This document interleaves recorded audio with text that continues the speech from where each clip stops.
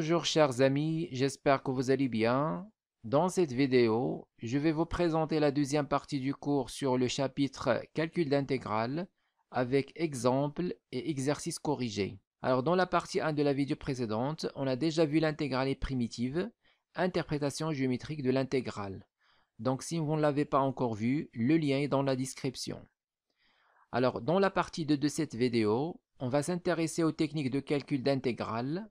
On verra premièrement l'utilisation directe des primitives avec exercice d'application, puis on verra la technique d'intégration par partie avec exercice d'application, et finalement on verra la technique d'intégration par changement de variable avec exercice d'application. Cette vidéo est dédiée aux étudiants deuxième année bac, sciences mathématiques et sciences expérimentales. Technique de calcul d'intégrale. Premièrement, utilisation directe des primitives. Alors, lorsqu'on veut calculer une intégrale de a à b, f de x, d de x, la première chose qu'il faut faire, il faut vérifier est-ce que f est continu sur le segment AB, c'est-à-dire le segment d'intégration AB. Donc, si f est continu sur AB, alors d'après un théorème précédent, il admet une fonction primitive, grand F. Alors, si je remarque une primitive directement de petit f, c'est-à-dire grand F, je peux directement calculer cette intégrale en mettant grand F de x entre crochets de A à B, c'est-à-dire grand F de B moins grand F de A. Donc, si f est continu sur le segment AB, ici je remarque une primitive de petit f qui est grand F, je peux facilement calculer l'intégrale. Alors, pour trouver une primitive de petit f, généralement, on utilise le tableau des primitives suivants. Si je ne remarque pas une primitive directement de petit f, on va faire appel à d'autres techniques qu'on va voir dans cette vidéo. Donc ici, on a la première technique, c'est l'utilisation directe des primitives. On va voir plus tard la deuxième technique, intégration par partie. Et la troisième technique, intégration par changement de variable. Alors maintenant, on commence par les primitives, bien le tableau des fonctions primitives usuelles. Alors, si petit f est une constante a, alors la primitive, c'est ax plus b, donc ça c'est évident. Maintenant, si petit f, c'est x à la puissance r, avec r est un rationnel différent de moins 1. Donc, différent de moins 1 pour ne pas avoir 0 au dénominateur ici, tout simplement. Donc, si x à la puissance r, f est x à la puissance r, alors la primitive, c'est 1 sur r plus 1, x à la puissance r plus 1. On a déjà vu ça dans le chapitre fonction primitive. Donc, si j'ai f de x égale 1 sur 2 racine du x, alors la primitive, c'est racine du x. On a déjà vu que la dérivée de racine du x, c'est 1 sur 2 racine du x. Donc, inversement, la primitive de 1 sur 2 racine du x, c'est racine du x. On a déjà vu ça dans le chapitre dérivation.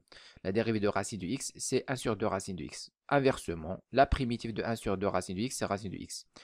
Même chose ici, c'est une fonction usuelle. La dérivée de 1 sur x, c'est moins 1 sur x carré.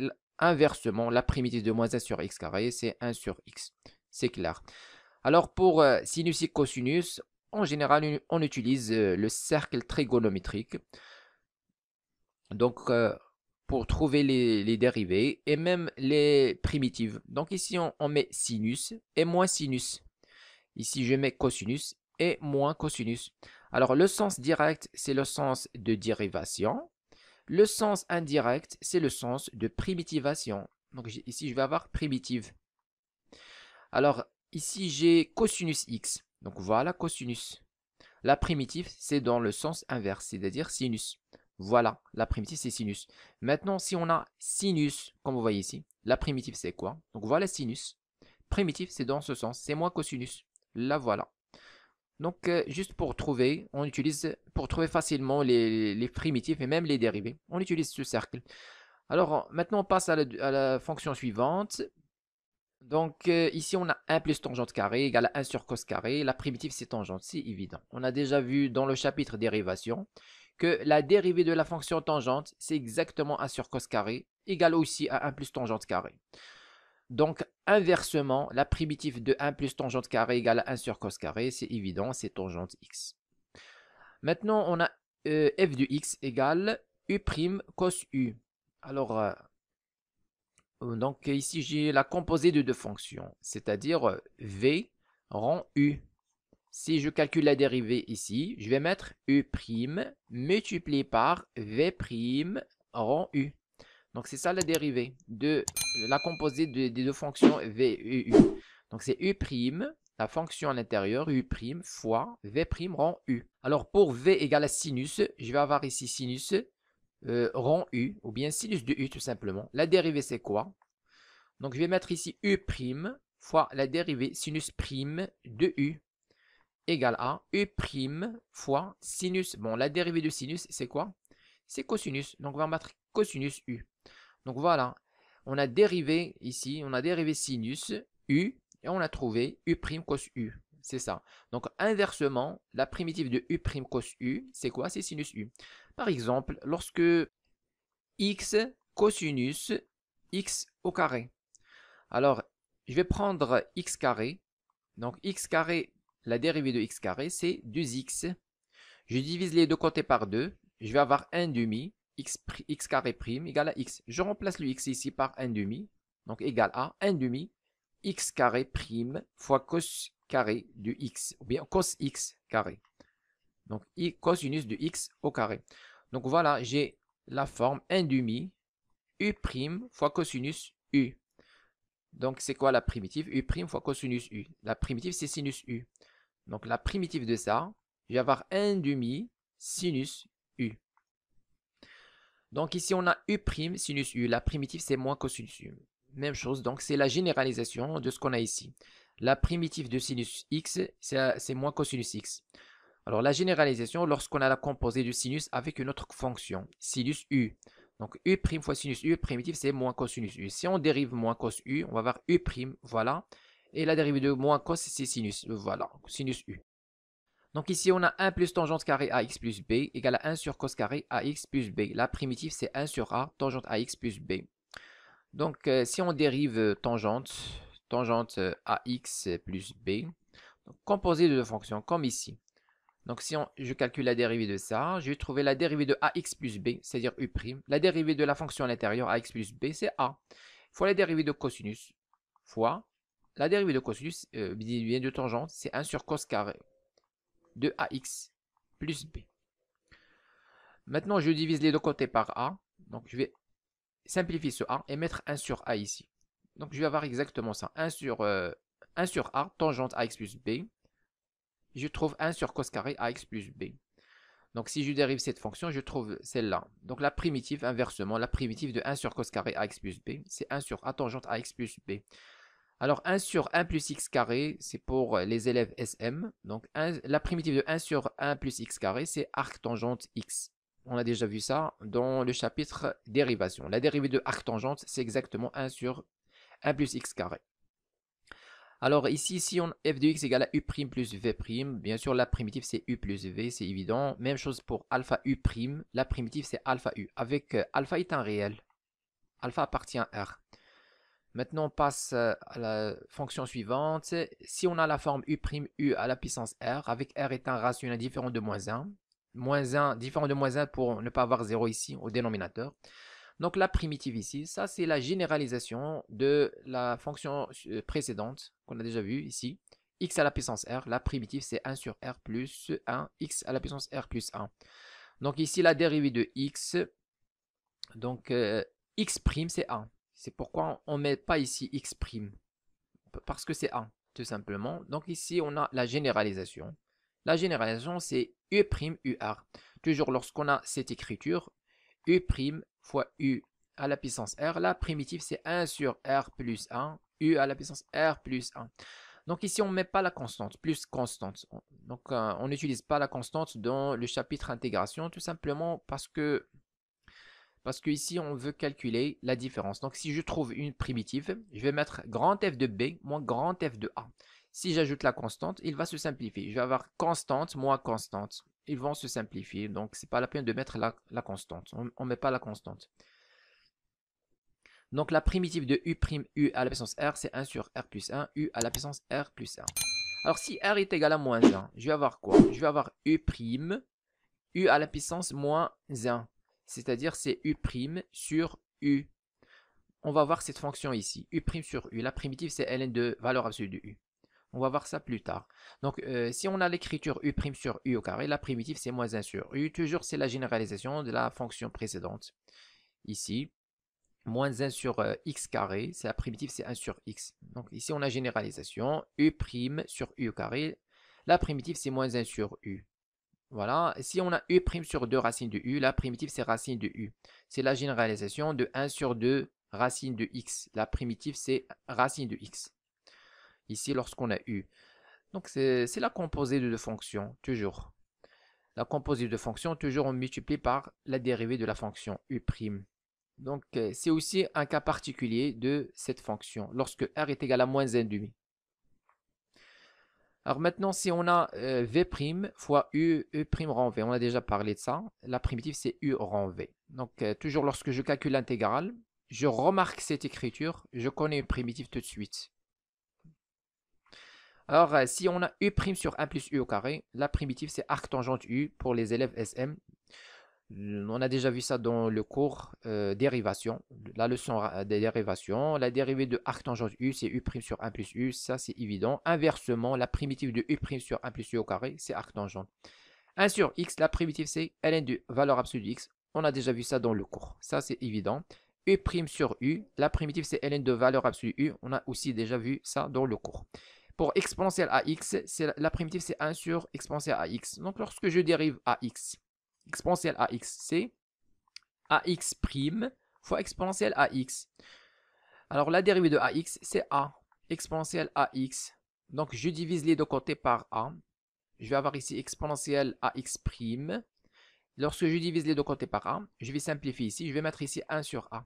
C'est exactement ça. Si je dérive cette fonction, je trouve celle-là. Donc, inversement, la primitive de exponentielle ax, c'est 1 sur a, exponentielle ax.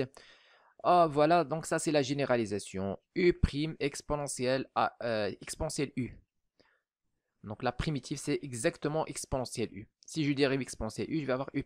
C'est la fonction composée. Tout vient de la fonction composée ici. v' fois u' rond v. Et donc, la primitive de u' exponentielle u, c'est exponentielle u.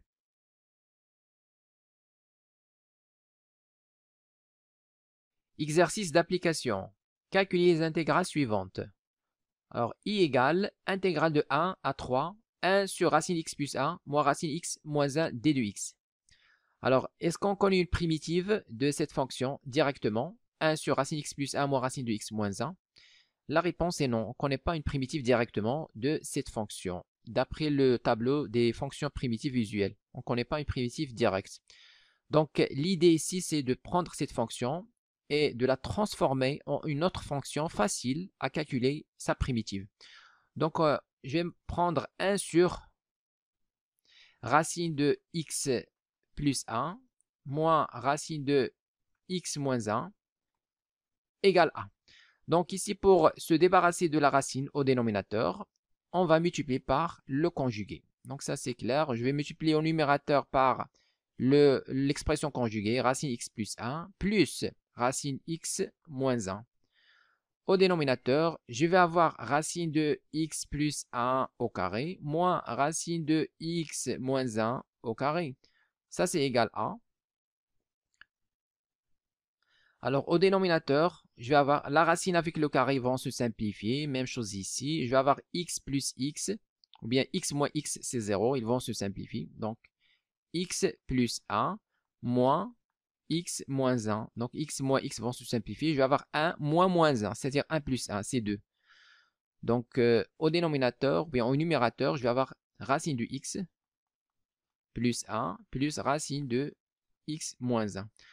Donc ici, j'ai 1 demi en facteur de racine de x plus 1 plus 1 demi racine de x moins 1. Donc voilà, on a transformé la fonction de départ à cette fonction. Donc cette fonction est facile à calculer sa primitive.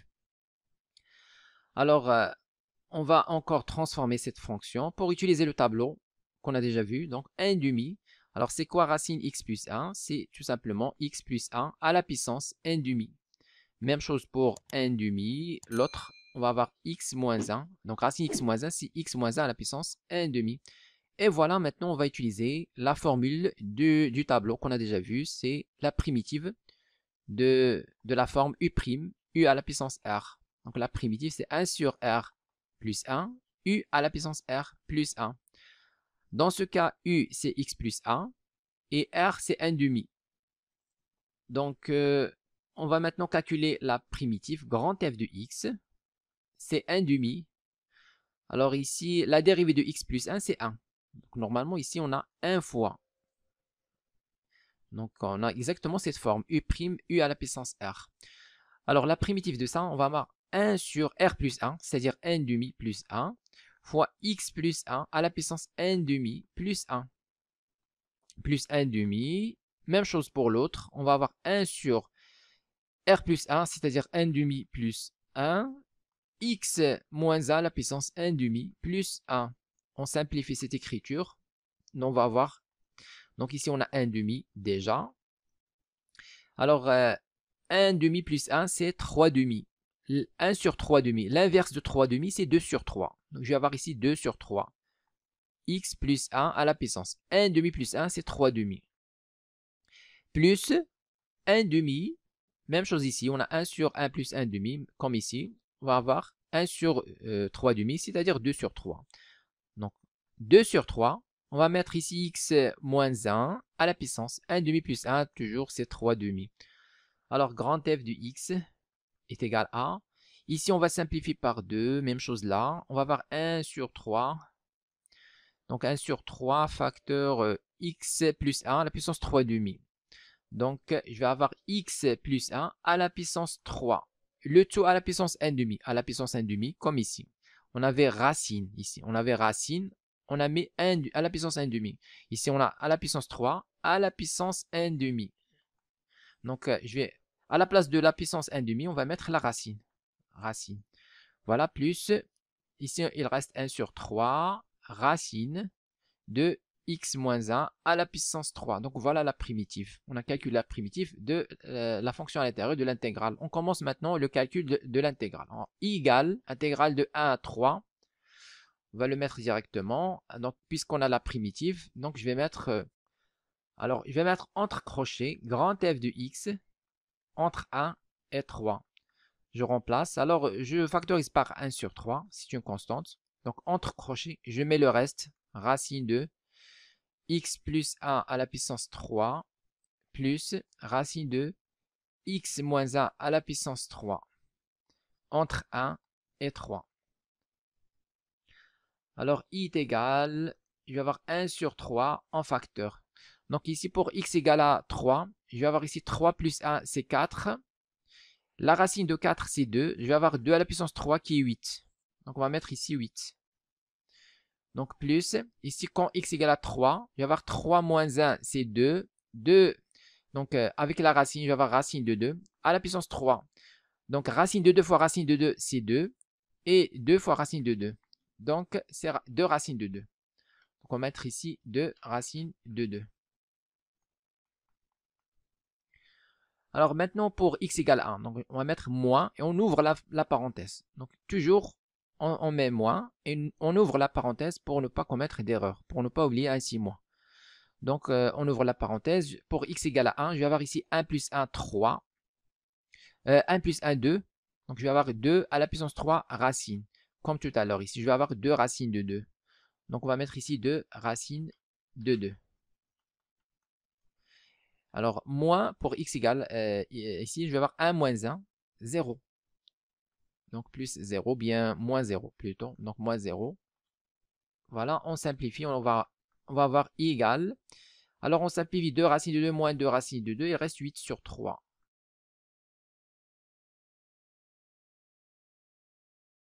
Alors on passe à l'intégrale suivante. C'est j égale intégrale de 0 à 1, 1 sur 1 plus exponentielle x d de x. Alors, tout d'abord, est-ce qu'on connaît une primitive de 1 sur 1 plus exponentielle x, d'après le tableau des primitives usuelles? La réponse est non, on ne connaît pas une primitive de cette fonction. Donc, l'idée ici, c'est de transformer cette fonction en une autre fonction qu'on peut calculer sa primitive facilement. Alors on va mettre intégrale de 0 à 1. Donc l'idée ici c'est de multiplier et diviser par exponentielle moins x. Donc au numérateur je multiplie par exponentielle moins x, je vais avoir exponentielle moins x. Au dénominateur je multiplie par exponentielle moins x. Alors exponentielle moins x fois 1 c'est exponentielle moins x plus exponentielle moins x fois exponentielle x. Donc exponentielle moins x fois exponentielle x, c'est exponentielle moins x plus x, c'est exponentielle 0, c'est 1. Donc on va mettre ici 1 et d de x. Alors maintenant, on peut envisager une primitive. Donc ici, on a exponentielle moins x plus 1. Si je calcule sa dérivée, je vais avoir quoi? Je vais avoir dérivée de 1, c'est 0. Dérivée de exponentielle moins x, c'est moins exponentielle moins x. Donc voilà, je vais transformer, ou bien je vais remplacer exponentielle moins x qu'on a ici au numérateur par moins exponentielle moins x plus 1 prime. Donc on va écrire ici intégrale de 0 à 1. Exponentielle moins x, j'écris à sa place moins exponentielle moins x plus 1 prime divisé par exponentielle moins x plus 1 d de x. Voilà, maintenant on a la forme u' sur u. La primitive c'est ln, valeur absolue de u. Alors, comme vous voyez ici, lorsqu'on a transformé la fonction de départ, on a pu utiliser le tableau des primitives visuelles. Donc j égale, alors la primitive de ça, je vais avoir entre crochets moins, la primitive c'est ln, valeur absolue de exponentielle moins x plus 1. Donc exponentielle strictement positive, plus 1, même chose, strictement positive. Donc c'est pas la peine de mettre la valeur absolue. Alors entre crochets de 0 à 1. On calcule ça, alors j égale, donc je vais avoir ici moins ln, quand x égale à 1, je vais avoir exponentielle moins 1 plus 1. Exponentielle moins 1 c'est 1 sur e, plus 1. Donc, moins, entre parenthèses. Alors, je vais avoir moins ln. Quand x égale 0, je vais avoir exponentielle 0, c'est 1. 1 plus 1, 2. Donc, ln de 2.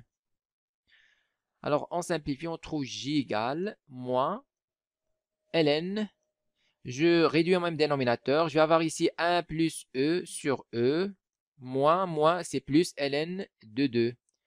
Donc, j est égal. Je vais avoir ici moins ln de 1 plus e et moins ln de e, c'est-à-dire plus ln de e plus ln de 2.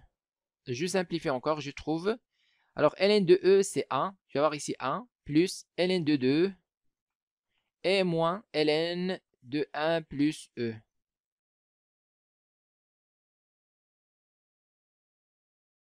Alors on passe à l'intégrale suivante. C'est l'intégrale k égale intégrale de 0 à pi sur 4 sinus à la puissance 3 du x d du x. Donc c'est ça l'intégrale. Alors est-ce qu'on connaît une primitive de sinus à la puissance 3x d'après le tableau des primitives visuelles? Non, on ne connaît pas une primitive de façon directe. Donc on va simplifier cette fonction sinus à la puissance 3x. Donc f du x, c'est sinus à la puissance 3 du x, c'est égal à, donc sinus de x multiplié par sinus carré du x. Donc ça c'est égal à sinus du x. Sinus carré du x, c'est 1 moins cos carré du x. Je développe, je vais avoir sinus du x fois 1, c'est sinus du x, et moins sinus fois cos carré. Donc moins sinus du x fois cos carré du x. Alors sinus du x, d'après le tableau, je connais sa primitive, c'est moins cosinus, c'est évident. Alors pour cette fonction, je vais l'écrire sous forme u' fois u à la puissance r pour trouver sa primitive. Donc c'est ce qu'on va faire, f de x, ou bien f de x égale à sinus de x. Donc ici, je vais l'écrire sous forme u', u à la puissance r. Alors u, c'est cosinus de x. Donc cosinus de x prime, c'est quoi? C'est moins sinus de x. Donc moins sinus de x ici, je vais le transformer, ou bien je vais le remplacer par cosinus x prime, tout simplement, pour avoir la forme u' fois u à la puissance r. Donc c'est ce qu'on va faire. Alors je vais avoir ici sinus x déjà, moins sinus du x. Je remplace moins sinus du x par cos prime. Donc plus cosinus du x prime fois cos carré du x. Voilà. J'ai maintenant la forme u' fois u à la puissance r. Cos x' fois cos carré x. Donc c'est simple pour calculer la primitive. Alors, primitive de ça, grand f de x égale a. La primitive de sinus du x, on connaît, c'est moins cosinus du x, plus, ici on va appliquer cette forme, la primitive ici c'est 1 sur r plus 1, u à la puissance r plus 1. Donc c'est ça la formule, on va l'appliquer directement. Avec u c'est cosinus x. Donc je vais avoir ici 1 sur, alors l'exposant c'est 2, je vais mettre 2 plus 1, fois cosinus de x à la puissance 2 plus 1. Donc voilà la primitive. Je simplifie cette écriture. Je trouve moins cosinus du x plus 2 plus 1, 3. 1 sur 3 cosinus à la puissance 3 du x. Voilà grand f du x. On passe maintenant au calcul d'intégrale. Alors k égale, je vais mettre entre crochets grand f de x de 0 à pi sur 4. C'est-à-dire c'est grand f de pi sur 4 moins grand f de 0. Voilà, donc l'intégrale k, je calcule l'image de pi sur 4 par cette fonction, c'est simple. Je vais avoir moins cosinus pi sur 4, c'est moins racine de 2 sur 2. Plus 1 sur 3, cosinus pi sur 4 à la puissance 3. Cosinus pi sur 4, c'est racine de 2 sur 2 à la puissance 3. Donc racine de 2 sur 2 à la puissance 3. Maintenant, moins, toujours on ouvre la parenthèse.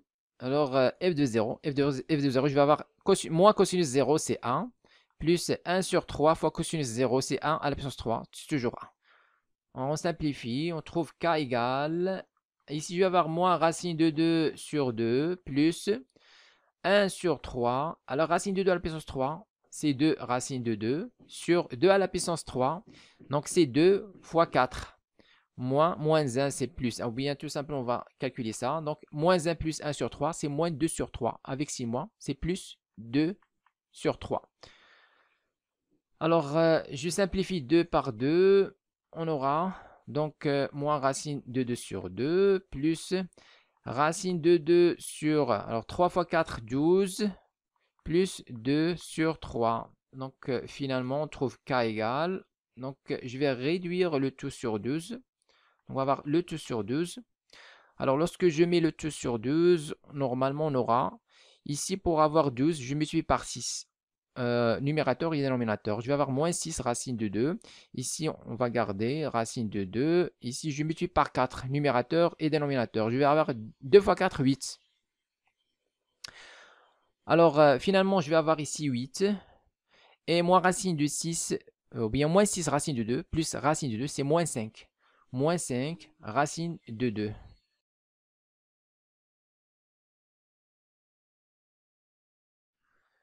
Alors maintenant, on passe à l'intégrale suivante. C'est l'intégrale de 0 à 1, 1 sur x plus 1, facteur x plus 2.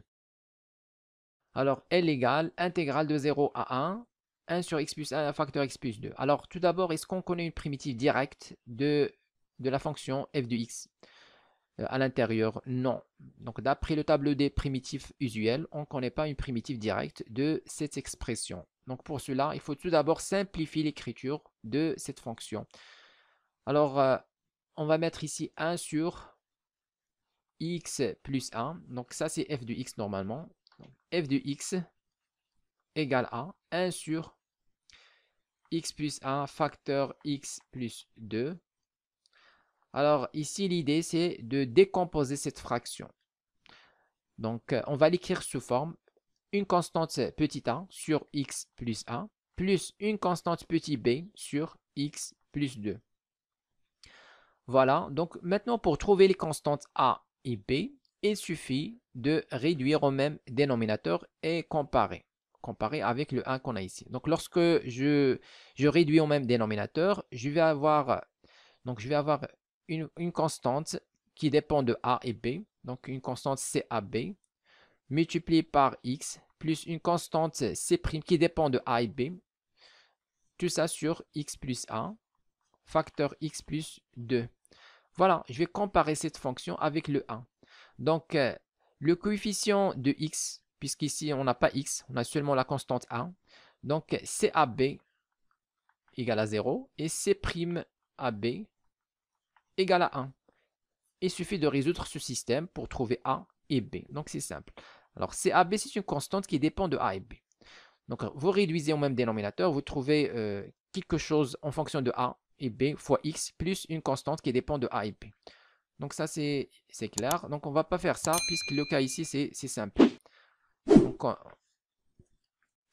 Donc on remarque que donc ici je vais mettre x plus 1 et là je vais mettre x plus 2. Alors si je fais la différence, je vais avoir x moins x0, 2 moins 1 c'est 1.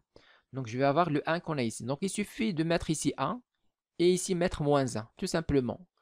Donc lorsque je réduis au même dénominateur, je vais avoir x plus 2 moins x plus 1. Donc x moins x0, 2 moins 1, 1. Le voilà. Sur le produit, x plus 1, facteur x plus 2. Donc si vous remarquez cette écriture, c'est mieux. Donc f de x, maintenant on calcule grand f de x, la primitive. Donc ici on va avoir ln de x plus 1 moins ln de x plus 2. Voilà, on a calculé maintenant la primitive. On passe à l'intégrale. Alors L égale intégrale de f de x. Donc intégrale 0 à 1, f de x d de x. C'est entre crochet grand f de x de 0 à 1. C'est grand f de 1 moins grand f de 0. Donc L égale, on remplace. Alors ici c'est grand f. Donc pour x égale à 1, je vais avoir ln de 1 plus 1 c'est 2, moins ln de 1 plus 2 c'est 3, donc ln de 3, moins toujours on ouvre la parenthèse pour ne pas commettre d'erreur de signe. Donc je vais avoir ici pour f de 0, pour x égale 0, je vais avoir ln de 0 plus 1, c'est-à-dire ln de 1. Ici on a moins ln de 0 plus 2, c'est-à-dire ln de 2. Ça c'est égal à, je vais avoir ici ln de 2 moins ln de 3. ln de 1 c'est 0, je vais avoir moins ln de 2, c'est plus ln de 2. Alors L égale 2 ln de 2 moins ln de 3. Alors 2 ln de 2 c'est ln de 2 au carré, c'est-à-dire 4, moins ln de 3. Finalement, on trouve L égale ln de 4 sur 3.